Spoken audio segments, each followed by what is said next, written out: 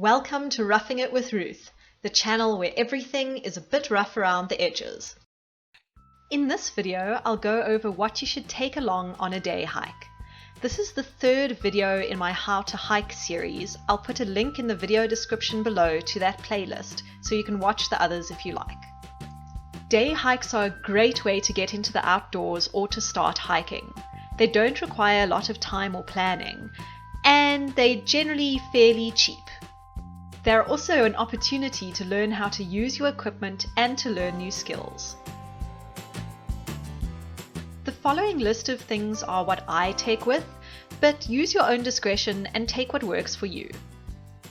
In addition to taking the basics such as your cell phone and personal identification, take some mace and also make sure that you take some extra water.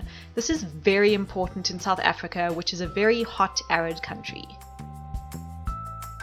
Speaking of which, you really should wear a hat and take some additional sunscreen with you so that you can reapply it after a few hours. Make sure that you have some way to navigate. If the place you're hiking doesn't give you a map, take a photo of any maps they have displayed with your cell phone, or you can take a GPS with you or use a GPS app on your cell phone. Just make sure that you know how to use it. Pack some first aid and survival essentials. I have a whole video on how to put together your own first aid kit, and I'll link it here. A small penknife can come in handy, and even if you don't expect to be hiking at night, things can go wrong, so always take an emergency light with you. Pack some food. Even if you're not planning on eating a whole meal on your hike, it's always good to have a couple of snacks to keep you going. Weather can be unpredictable, so pack a small umbrella or a rain jacket. You can also check your pack.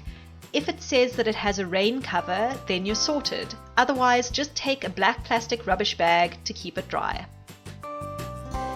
These disposable plastic emergency ponchos actually work really well for rain and are extremely lightweight. Always take a warm jacket with you. It's tempting to leave it behind when it's boiling hot summer in South Africa, but if you get stuck outside unexpectedly, especially overnight, you will want that jacket.